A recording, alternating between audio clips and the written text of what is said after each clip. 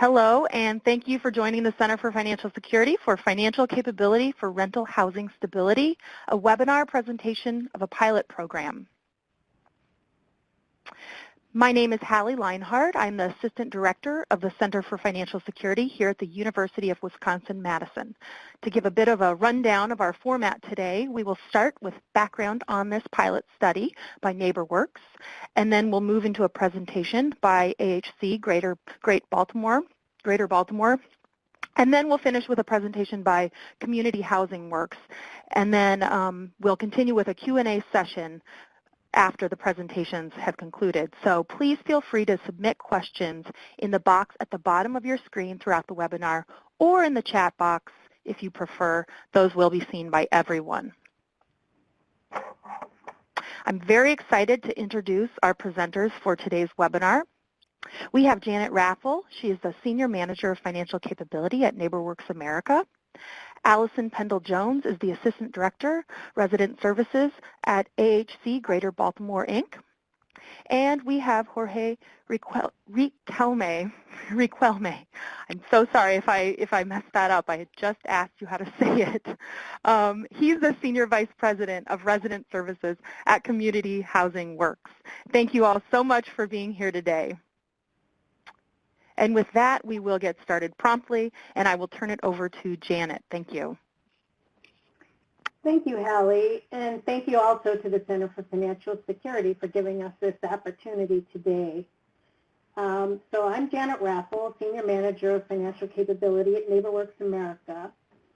With generous funding support from JPMorgan Chase, we had the opportunity to support 18 NeighborWorks network organizations that own and manage affordable rental housing across the country.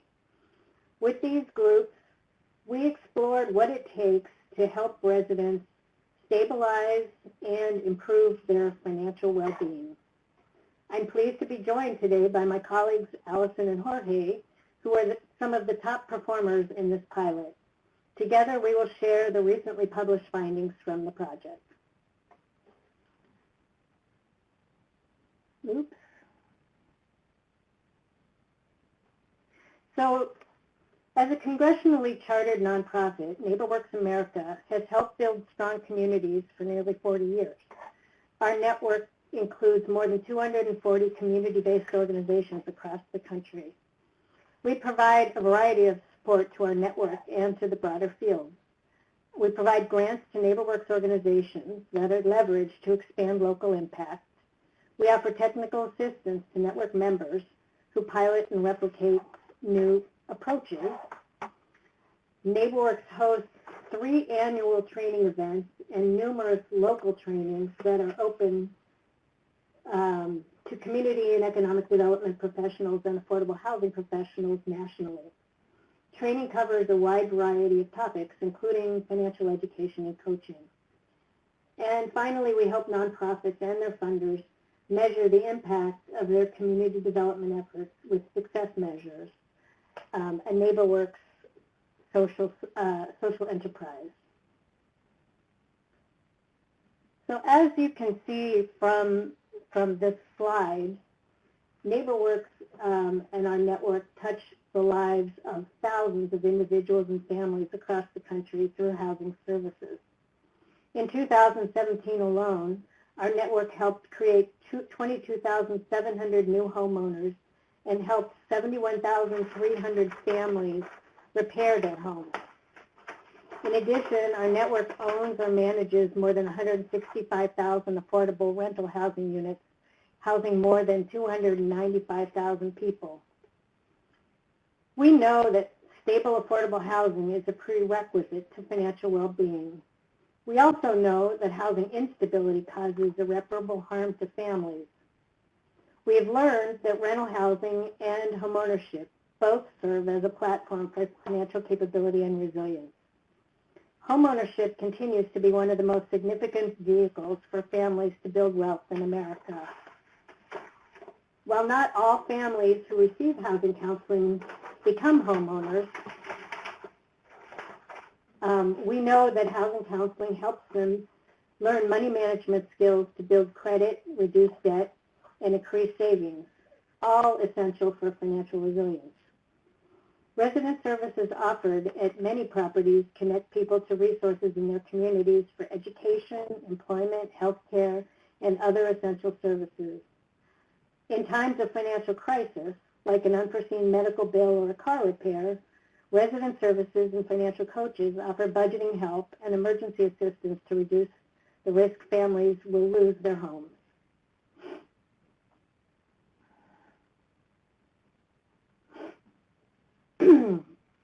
Through this pilot, we observed that both residents and the nonprofit rental housing landlords benefit from financial capability services. Landlords are motivated by their mission to provide safe and affordable housing, but they also must protect the financial viability of their properties.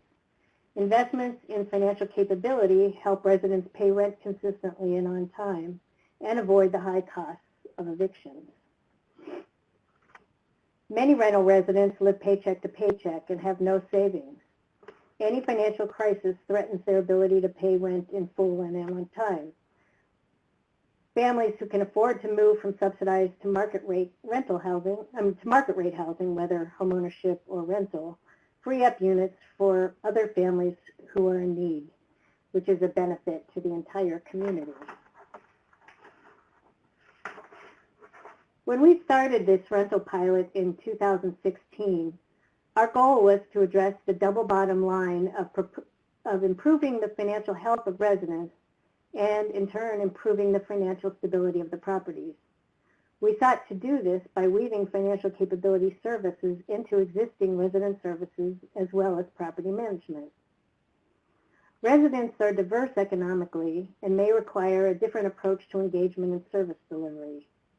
To meet these diverse needs, participating organizations offered a range of financial capability services. Some services, like the Emergency Match Savings Program I'm going to talk about later in this presentation, were offered through resident service. Others, like rent reporting for credit building and eviction prevention, involved both resident services and property managers.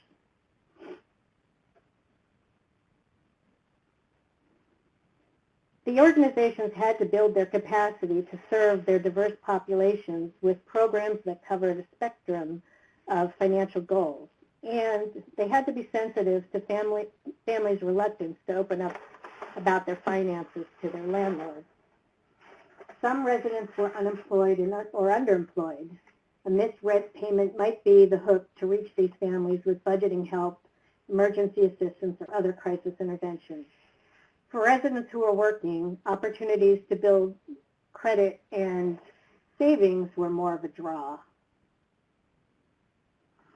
An evaluation of the project suggests that affordable rental housing is a promising platform for building the financial resilience of residents. We studied about 411 participants who completed surveys at both the beginning and at the conclusion of their work, and found many areas where families improved their financial situation. We saw an increase in the number of people setting aside money for savings and an increase in the amount of money they saved. We found that nearly half of the participants increased their credit scores by an average of 32 points. And we saw an increase in the number of people who felt a sense of financial security, giving them the freedom to pursue other opportunities for themselves and their families. During the 2-year pilot, we discovered some important lessons. 1, outreach strategies and incentives were important, but there's still no substitute for building trust with residents to get them engaged in this work. 2, property managers, resident services, and financial coaches must have clear roles in program design and implementation. 3, financial products offered when residents are ready can be an effective hook for resident engagement. And finally, understanding residents, their goals, their needs, their barriers to success, and adjusting your approach to meet people where they are is critical to success. And then one more thing, that almost universally the organization saw the importance of support services like eviction prevention for those families who are in crisis. So early on, we discovered another important lesson. If you offer it, residents won't necessarily come. Providing services on site was important, but not sufficient to draw people in for services. Residents, like most of us, feel uncomfortable talking about their finances. They are especially reluctant to discuss money issues with their landlords. At the same time, property management team is in a unique position to help families when they are in crisis. At many of the properties, a missed rent payment triggers a referral for budgeting and other assistance for eviction prevention, which we will discuss in a few minutes.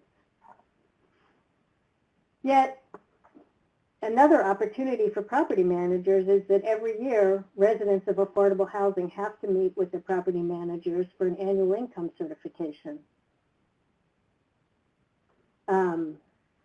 Many property managers are trained to use this time to review service opportunities. For example, properties where on-time rent payments are reported to the credit bureau might use this meeting as a great opportunity to discuss the importance of credit building with their residents.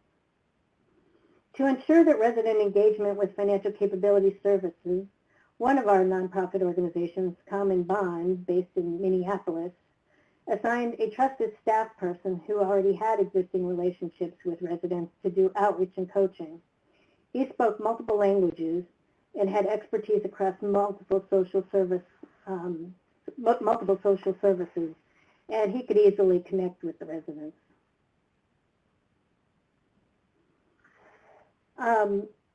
12 staff members in our pilot participated in an intensive Coach the Coaches program to refine their coaching skills.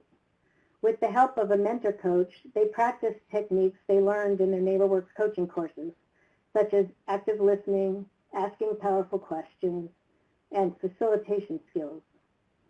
The pilot reinforced our understanding of how powerful coaching is for building trusted relationships with residents, sustaining the relationships over the long term, and ultimately helping clients reach their goals. It also reinforced our understanding of when to use counseling skills for short-term crisis intervention or provided meeting information to a customer, and when to use non-prescriptive, non-judgmental coaching skills to facilitate longer-term engagement required to make real financial progress.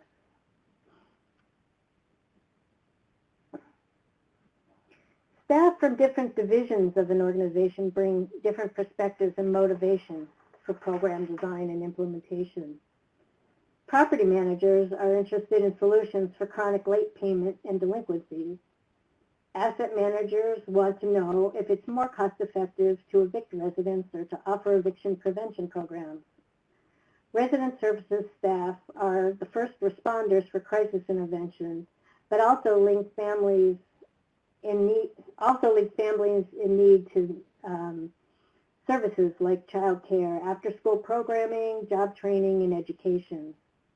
The financial capability team and resident services, if they're different, offer short and long-term tools and solutions to stabilize families' income and expenses, debt, and credit, and to help people access safe and affordable financial products. Working together, each of these stakeholders contribute different skills and perspectives that are essential for success. But as some of our groups found, working at cross purposes, they're less likely to be effective. One pilot organization, the Primavera Foundation in Tucson, Arizona, educated all of its staff, including property managers, about the financial capability services and their benefits to the residents. They report that property managers now promote the program and provide accurate and timely information to the residents. In terms of service delivery, the most successful organizations offered a continuum of financial capability services to meet the diverse needs of families, including financial education and coaching and a variety of related services. One group invested time showing residents the cost in both time and money of paying rent with money orders instead of by check or online bill pay. One group deleted curriculum about checking and savings accounts when they realized that families already had accounts. And later today, you'll hear from Allison at AHC, which offers an instant issue prepaid debit card for residents who cannot or don't want to use a checking account.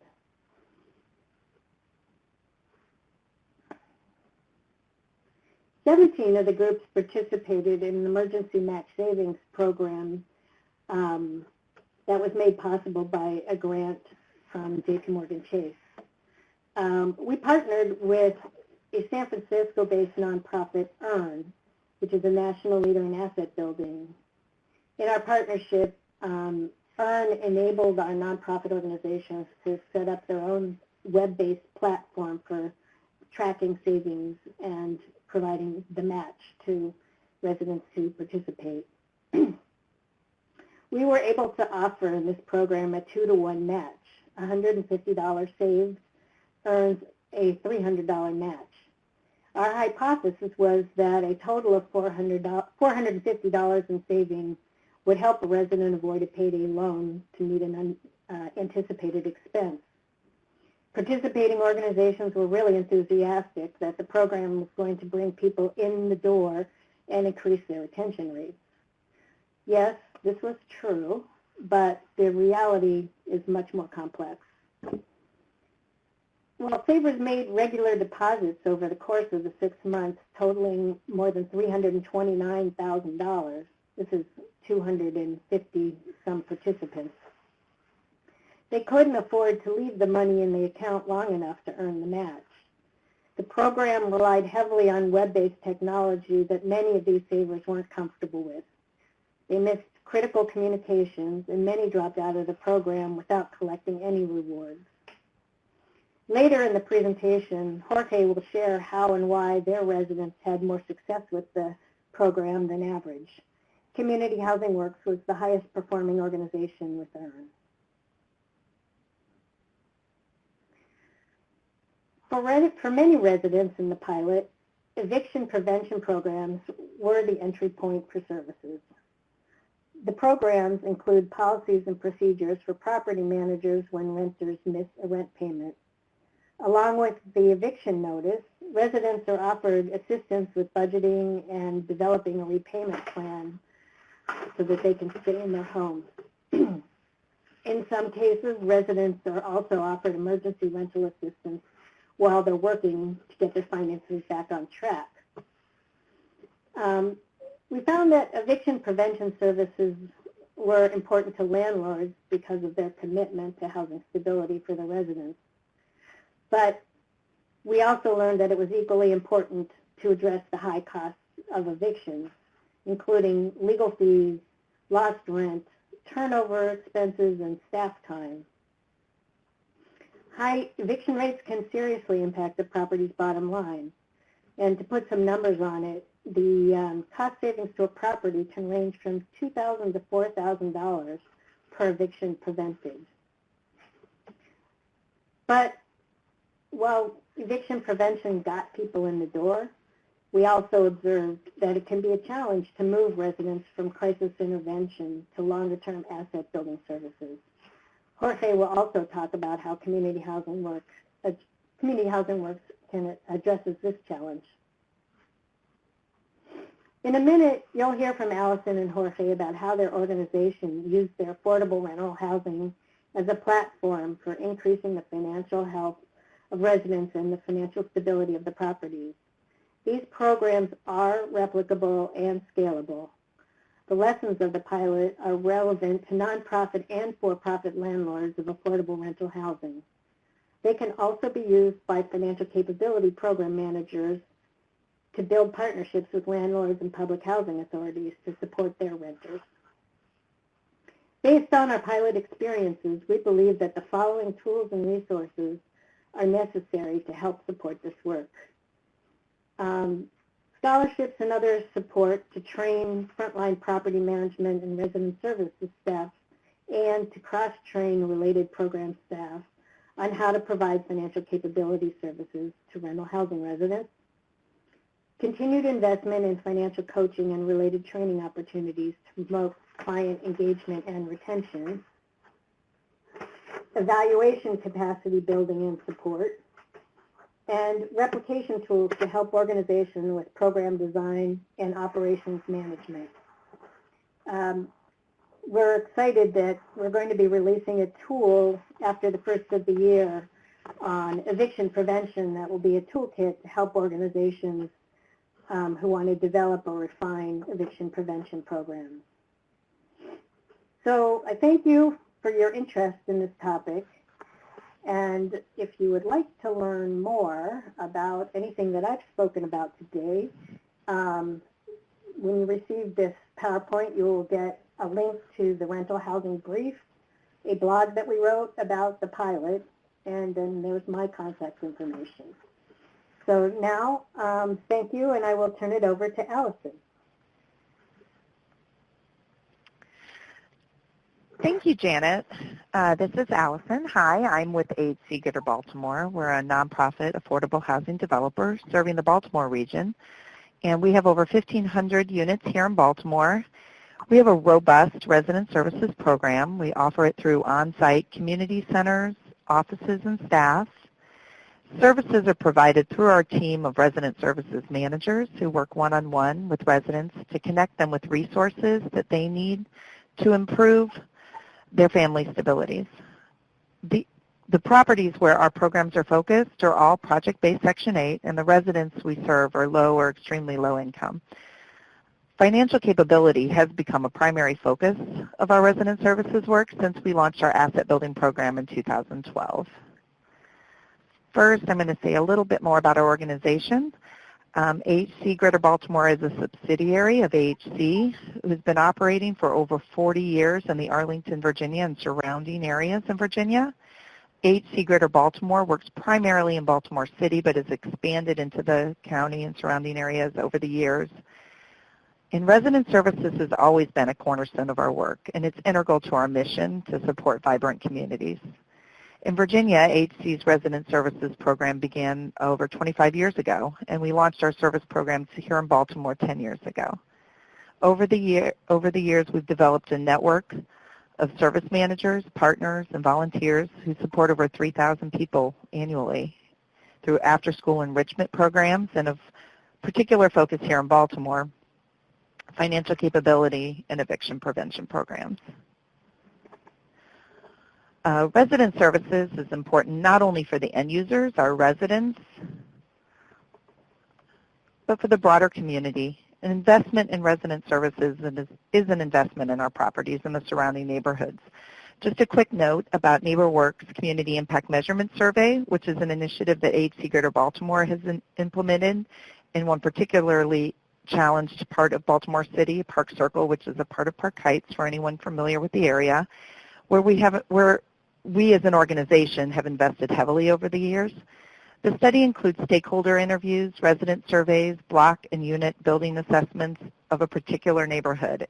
We conducted the survey in 2013 and then again for comparison purposes in 2016, and we found a noticeable positive impact in terms of physical appearances of the community and a general sense from community members and stakeholders that the area has improved. So we're excited to repeat this assessment again in 2019. We feel like this really helps us know that our services have an impact not only for our residents and the apartment community, but for the broader neighborhoods.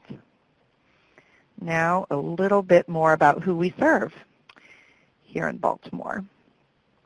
I think I skipped a slide here. There we go. Here in Baltimore, residents are all low or very low or extremely low income based on median income rates for the area. Unemployment rates are high, around 40 to 50% at our family properties, and also about 85% of our residents are single female-headed households. Many rely solely on benefits for their income and are considered liquid asset poor. There's a full definition there, but it basically means that they would not have savings accessible to cover expenses in the case of an emergency. In addition, many of our residents are un- or underbanked, which is one indicator which spawned our efforts in financial capability initially. While this may paint a picture of a particularly vulnerable population, which for generations has lacked access to opportunity due to entrenched racial and economic inequality, we know that our residents are extremely resourceful and resilient, and our program takes all of these into consideration. Now a little bit about our programs. We've developed a suite of services which support our resourceful and resilient residents, programs which create opportunities and access to resources while building on their strengths and the strengths of the surrounding communities. Our programs, which fall into the categories seen here, are primarily delivered through on a one-on-one basis using a coach approach that Janet referenced earlier, particularly for our asset building and eviction prevention programs. Our work in the areas of financial capability is what connected us to NeighborWorks and what made us a great fit for the rental housing stability pilot. We were a great fit for the pilot because of our population. Our residents are not necessarily looking to become homeowners, but seeking to grow as stable renters. And we have a stake, both as owners and service providers, in seeing this happen. We were also a good fit for this pilot because of the other key themes, including the importance of building trust, deliberate marketing and outreach efforts, and offering of incentives for participation. I'll say more about that coming up here in a bit. We're excited to participate in the pilot, not only to share our work with like-minded organizations in the nation, but to learn about their efforts in order to continue to improve our financial capability program. I think the best way to explain our particular program here and the work that we do is by sharing the story of one of our participants. This is Shakyas. She's been a program participant since the beginning, since 2012, and she entered the program. She was only able to find limited part-time work, which offered little pay and sporadic hours, and it made it difficult for her to find stable child care. Working with our financial coach, she began to share her goals for herself and her family, and together she and her coach developed a plan to achieve these goals. With job readiness support, which was her first focus, she learned how to advocate for herself with her employer and receive an advanced position, which allowed her to work one full-time job rather than two part-time jobs. With one full-time job, it helped her to streamline her schedule, find adequate child care, and spend more time with her family, and which also came with more pay. And her income over just the last 2 years has grown by over $7,000. Now, with more stable work and more stable work life, she's turned her focus to savings and credit, and also working with our financial coach on credit counseling, and by taking advantage of rent reporting for credit building, which is something that we also offer. Having her on-time rent payments reported to the credit bureaus has improved her credit as well. And this, in turn, enabled her to open a traditional savings account with a local credit union. And then this allowed her to participate in our Earned Match Savings Program, which she could use to grow an emergency savings account. It hasn't been a straight line, a path to success, and there have been setbacks along the way, but thanks to her trust and her financial coach and her persistence, she has been able to make huge strides towards increased financial stability in the areas of job readiness, credit, and savings, which create a solid foundation for future success for her and her family. Now some more about our program and how it's evolved. It's evolved and improved over the past 6 years, and as highlighted in the report from the Rental Housing Stability Pilot, which we'll send around after. One key is to offer services targeted to residents at whatever stage they may be along the path to financial stability. We began with helping them become banked. One important tool that Janet referenced earlier is that we found a low-fee prepaid card partner with instant issue cards, and we use those as one tool to help our residents get banked or have a secure financial product. As we evolved, we found cash incentives were also helpful in encouraging and rewarding behavior change, such as setting up direct deposit or online bill pay. We've continued to expand our incentives over the years to include job readiness incentives and incentives to encourage ongoing participation in the program. As more of our clients became banked and were interested in online bill pay, particularly for rent, we introduced Rent Cafe, which is a rent payment processing service connected to our management software, and this allows residents to pay their rent instantly, online, and for free, keeping them out of the check cashing places. And one final program element I'll highlight is that we did recently set up rent reporting for credit building, which allows our residents to report their on-time rent payments directly to the credit bureaus. It becomes a trade line on their credit report and helps them to build or repair their credit.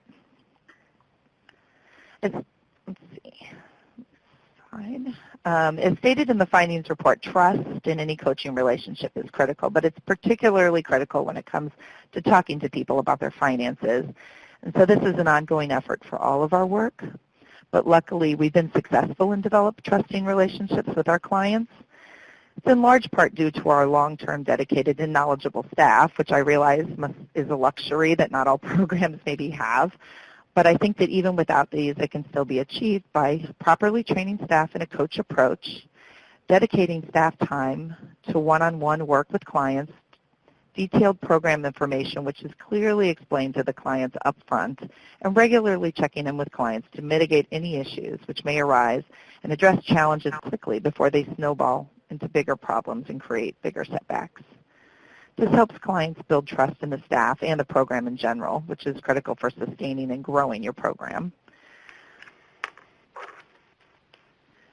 Another key element in the NeighborWorks report that is the right program structure takes into consideration the various stakeholders involved in the rental stability, including property management and asset management, as well as service staff, partners, and funders. In general, we know that it's important to keep these various partners engaged and informed by sharing outcomes, successes, and challenges, offering cross-training opportunities, and seeking to find a balance between different perspectives and competing priorities. Reminding everyone, especially those internal partners, such as property management and resident services staff, that we all have a shared goal of improving the lives of our residents and improving the community. I'll wrap up by highlighting some exciting new steps for us and next steps for our program. What is most exciting is that we're continuing to partner with NeighborWorks, JPMorgan Chase, and also now the City Foundation to continue to improve our program here in Baltimore, but also expand it to our properties in the Northern Virginia area. Eventually, we'll be developing a toolkit which can be used in other parts of the country. With generous support from NeighborWorks, City, and JPMorgan Chase, we're working on program and evaluation. We're working with, program and evaluation consultants, and they're helping us through focus groups, intake, staff interviews, and targeted trainings to break down our program into these core elements, which will serve as the basis for this toolkit. Program elements include outreach and marketing, identifying and taking into consideration key community needs such as access to healthy food and improved safety, and training on using a coach approach for our work, key elements in financial education, and what financial products such as prepaid cards are most useful, where and how to intersect with property management and to identify key outcomes and who and how to track these. We're grateful for this opportunity to participate in the Rental Housing Stability Pilot and continue to benefit from our partnership with NeighborWorks. Here is my contact information in case anyone needs anything, and I'm happy to answer questions at the end. But for now, I'm going to turn it over to Jorge from Community Housing Works. Good morning, good afternoon. My name is Jorge Riquelme. I'm the Senior Vice President of Community Housing Works Chief Resident Services. I'll be referring to Community Housing Works as CHW as I continue with my presentation. Very briefly, I'm responsible for the design and delivery of impactful, scalable, and sustainable resident services programs. I have served in this role for 3.5 years, and it's an honor to participate in this webinar, and I thank you all for this kind invitation. Community Housing Works is a California nonprofit organization that was created almost 30 years ago. You can see our mission statement there. What we do is we develop new construction and do home preservation. Both are critical in our world of diminishing resources for low-income residents. We're also the owner and manager of properties throughout, and we do this through third-party property management companies. And also, we deliver resident services through a combination of staff, partners, and volunteers. We're deeply committed to our resident success and providing resident supports through our services and those of our partner organizations. let me share with you a little bit on the landscape and where we are in our presence and how strong we are as an organization in the state of California.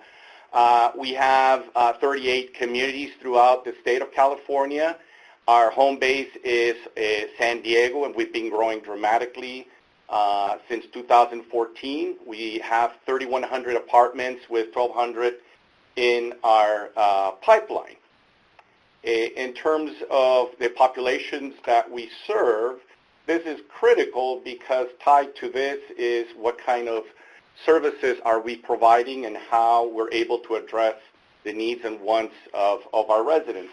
And just to highlight a few things from the charts, summary charts that you see there, almost 64% of our residents are Latinos. We serve a very significant young population, meaning that we also have a lot of our residents are families. Almost 44% of our residents are minors. And also, I want to bring to your attention the last graph there that illustrates the income of the household income of the residents that we serve. As you can see, almost 97% of our residents are low to extremely low income residents. This also impacts their eligibility for resources that are provided from partners and other government agencies. As we embark in this conversation about the capabilities approach, it's also, and what we can do from inside our own sphere of influence, it's critical to keep in mind the structural conditions of poverty. California is often highlighted as a very affluent state, and it is. However, California also has the highest percentage of poverty in the nation when housing costs are factored in. Keep in mind that rents have increased by 21% since 2000, while incomes have dropped by 8% over the same period. The implication, the impact on this, on our residents, is that people living on low wages or fixed income often have to make choices between paying rent and food and other basic necessities, a choice that we believe no one should have to make. The famed author Matthew Desmond noted in his acclaimed book, Evicted, some days children go hungry because the rent eats first.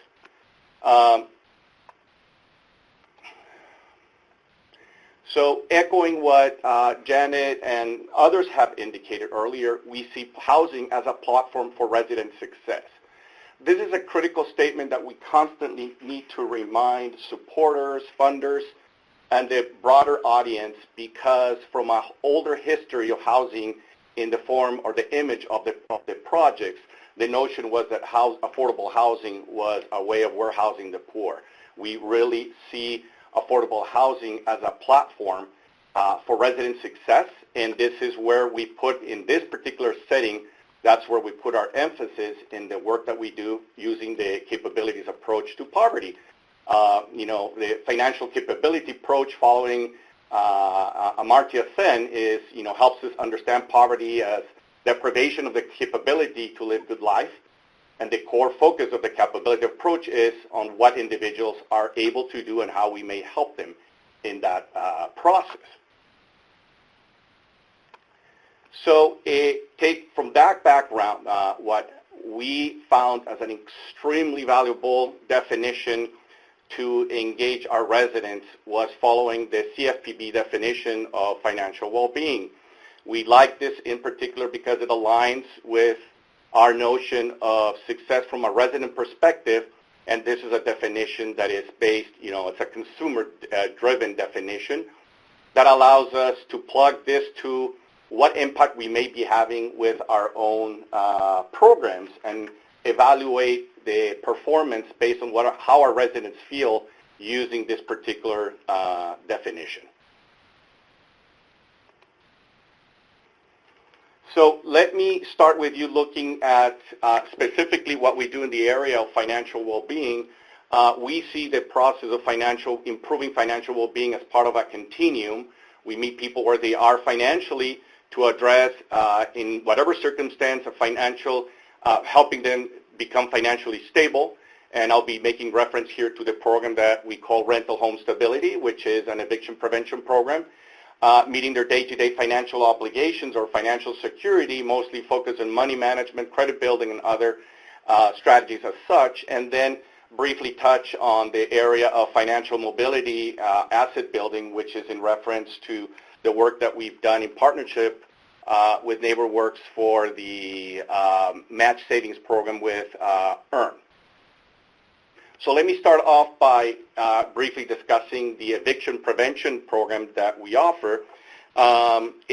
This particular pilot that we developed in partnership with NeighborWorks, it requires a close collaboration between services and property management.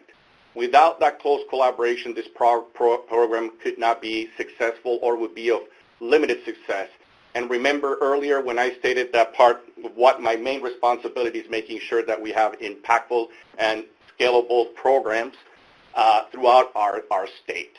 So this is a program that allowed us to factor in a double bottom line from a mission point of view of making sure that we are able to help our residents retain one of the most valuable assets, which is their home, and at the same time, address this from the perspective of our property management. There is a severe impact in terms of eviction costs. We were able, through tools developed by NeighborWorks that Janet mentioned earlier, to find a way of showing the impact that it would have to help our residents stay at home. This is just a snapshot of what that looks like. Basically, the cost of coaching per family that is facing eviction is about $1,200, and the savings is over $3,000. So from a cost point of view, there is a significant impact in terms of what we do in this particular program.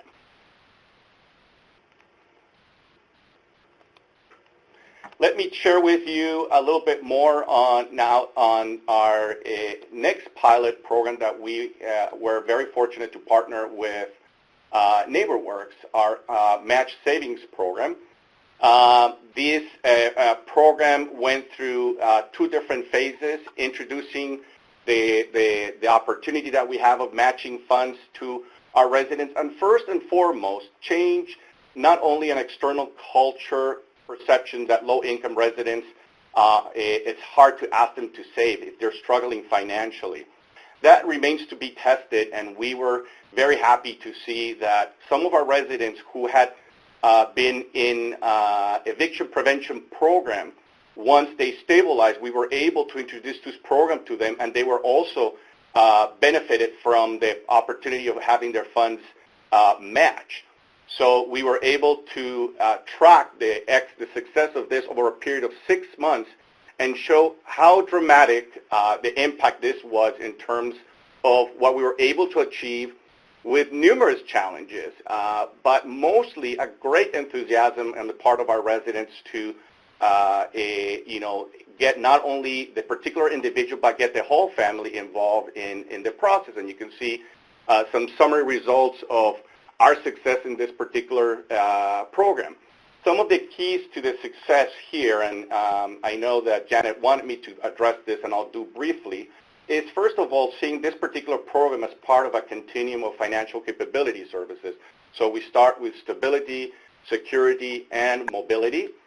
So we don't see this as discrete. We integrate them all. We also have the ability of integrating this particular service to other services that we offer to our residents, including educational programs and things as such. And finally, two critical elements that I'll be able to discuss as part of the Q&A is challenges involving the digital divide. We had to work closely with many of our residents who were challenged by technology, and we weave this into the work that our coaches were doing, and the trust that our residents have with our residents.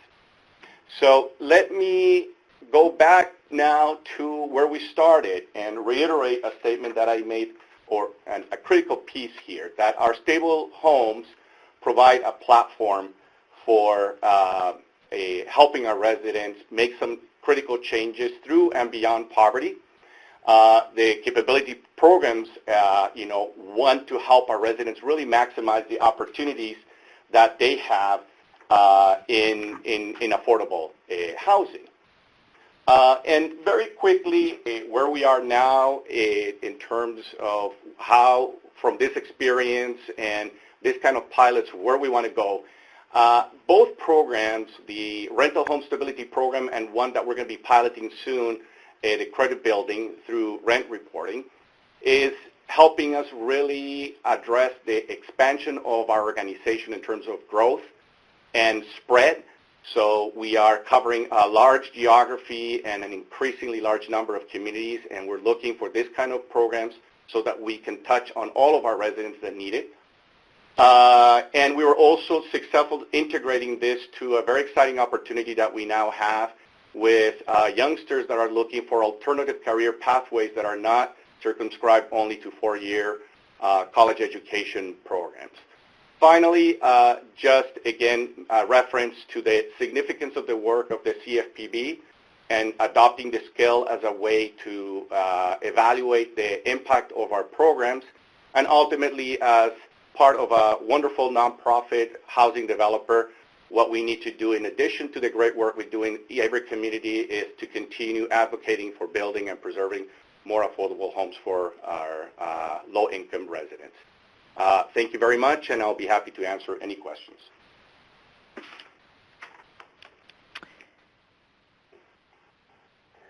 Very good. Thanks so much to our presenters for those excellent presentations. And just a reminder, this is being recorded. I will be making the slides as well as this recorded presentation available following. And now we will move into the question and answer portion, and we do have a few questions coming in. And so one actual question that I wanted to start off with for Janet is just some clarity around the matching account program. How long did the money have to stay in a resident's account before they could earn the match? So the way it worked was that the program itself lasted 6 months, but the matching was determined on the monthly deposit. So if somebody deposited $25, which was the maximum that we would have matched each month, and left it in there, they would earn the $50 match for that month. But if they deposited $25 and then withdrew 20 of it, they would only be matched for the $5 that was the net balance for that month. So that's why when I said that the 250 some participants in that pilot made an average of 13 to 14 deposits over the 6 month period, and yet they also had to withdraw to meet their expenses, and so they didn't necessarily earn the match. Thanks so much for that clarity, Janet. I think that's helpful information. And then I did want to move to Allison, and then Jorge, if you have something to add after I direct this towards Allison first. So Allison, you mentioned that one of the steps that your organization has taken to build credit scores and credit information on your clients is rent reporting. Would you be willing to say a little bit more about that detail and about how your organization has gone about including that, as a very impactful part of your program? Sure. It's something that we've been wanting to do for some time. In fact, I guess it was probably about 4 years ago, 3 or 4 years ago, we participated in a rent reporting pilot with the Credit Builders Alliance. but we weren't able at that time to report directly, so we had to use a third-party rent payment processing service to report. So it was an extra step, which made it more challenging for our residents because they had to set up to pay their rent through that rate payment processing service, and then those payments would be reported to the credit bureaus. So this is much more direct, obviously. So anyone who opts in, so we are, they do have to opt into the program, but if they opt into the program, then their on-time rent payments will automatically be reported via our Yardi system, which is the management software system that we use, to Experian Credit Bureau. And just at the moment, that is the only credit bureau that we are reporting to. And we do that, again, once they opt in, we just kind of check a box in our software system, and that shares their credit, their on-time rent payment, becomes a trade line actually on their credit report. We feel like it's really important. Obviously, there are a number of different ways in which our residents can are shut out of the credit market. There's a number of ways in which their credit can be hurt because they don't pay their rent on time, or they don't pay their utilities or their cell phone bill on time. But none of those things are being reported positively. And so this is just one way in which we can help them from a positive perspective build their credit. And it's a payment they're all making. So it's something that we should be giving them credit for.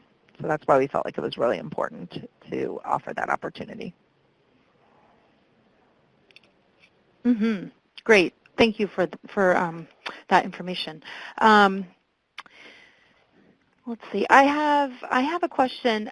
Jorge, you brought up in your presentation you actually even indicated that you'd be willing to talk a little bit more about it, the challenges involving technology. So this is an area that the Center for Financial Security, we've delved into this a lot. I think it's just coming up more and more, technology as basically an answer to accessibility and scalability for programs.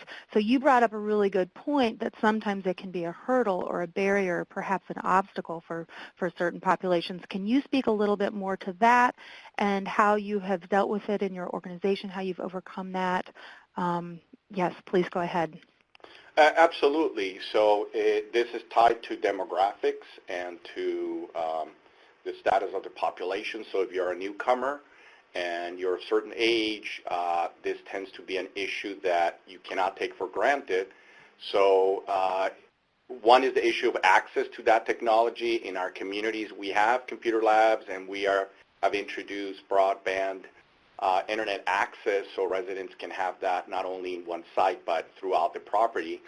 The younger generation tends to be very savvy and able to use this through phone apps and things like that.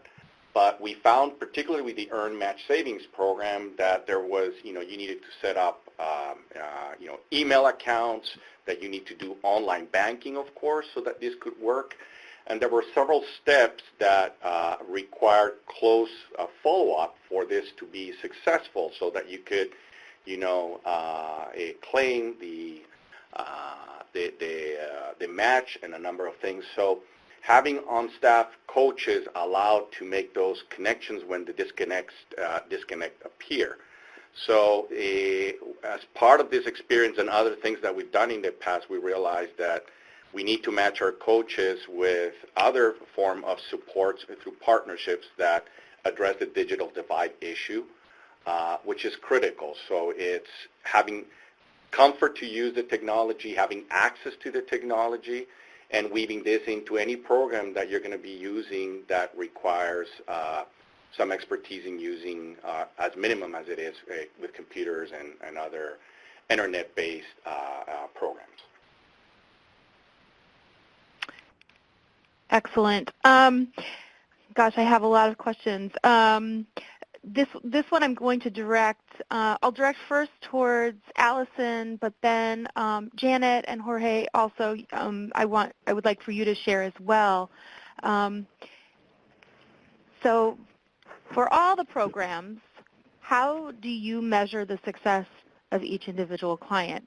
And so this could be thinking about not only your data collection, but also just as a program, as you're thinking and evaluating the success of a program, what are the milestones or what are the ways that you go about deciding that individual clients have been successful, but as well as the program overall? That's a lot. That's a big question.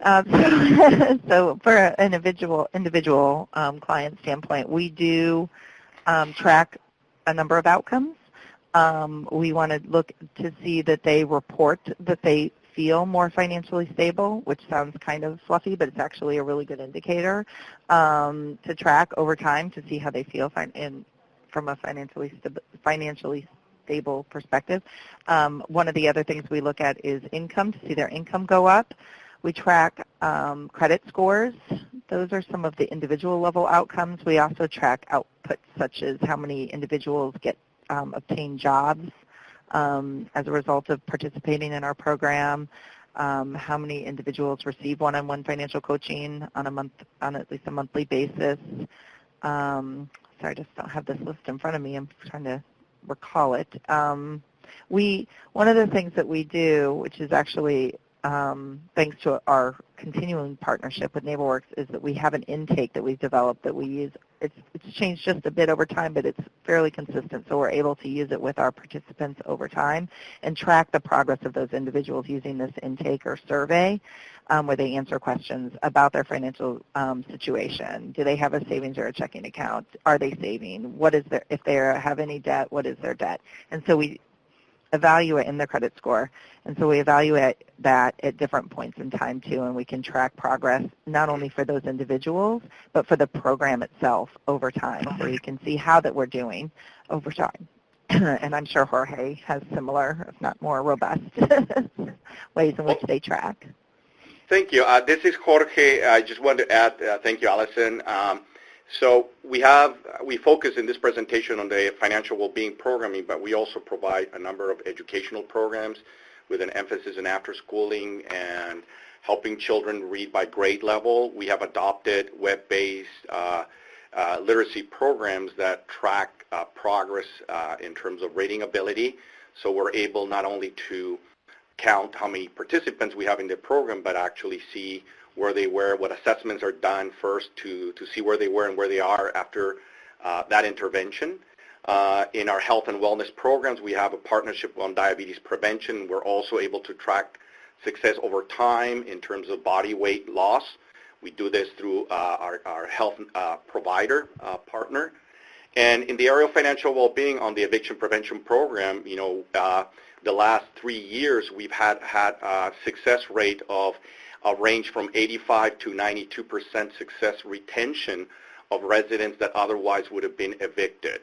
And we also track if this is a recurring situation or if they're on path to security and eventually taking advantage of mobility kind of programs that we offer. But ultimately, and I think this is critical for all of our organizations, we tend to focus on impact of our programs. But we now have an incredible measure from the CFPB, the scale, that allows us to hear from our residents in their own terms what financial well-being looks like. So it's not simply from the objective point of view of your credit score or your savings, but how they feel, and we're able to track that over time between residents, individuals over time, and comparing communities. So the only thing that I would want to add to what Allison and Jorge have said is that we also look at how people are accessing their money and using financial services. So there's one question in our common survey tool that asks, where do you keep your money? So we can see whether people have started putting their money in a savings account as opposed to saving in their mattress. We also look at whether people are using non-predatory mainstream financial services. Can they get access to a credit card or a bank loan as opposed to going to a payday lender or auto title loans or pawn shops, which are more expensive and potentially harmful to their financial well-being. Very good. Thank you all three for answering that. I think that was quite helpful. And unfortunately, we're just about a minute before we need to end. So I'm not going to take any more questions, but I do want to provide some information to our listening audience. There's been a lot of questions around the rent reporting, and I did receive an indication or an invitation from Talia Khan-Kravis from Credit Builders Alliance saying that if people are interested in the rent reporting, they should feel free to contact Credit Builders Alliance, and they can talk through that, the options with you. It sounds like they might have some programmings to offer. And the email address that she provided was programs@creditbuildersalliance.org. And with that, I would just like to thank Janet Raffel, Allison Pendle-Jones, and Jorge Riquelme. Again, I have the issue. For such a lot of great information today. This was just a wealth of knowledge and information passed along for everyone. And as a reminder, this is recorded. I will have the slides posted. It will be within 2 business days, but probably much more quickly than that. And with that, I would just like to wish everyone a nice rest of your week, and thank you for tuning in. Bye-bye. Thank you. Thank you. Thank you.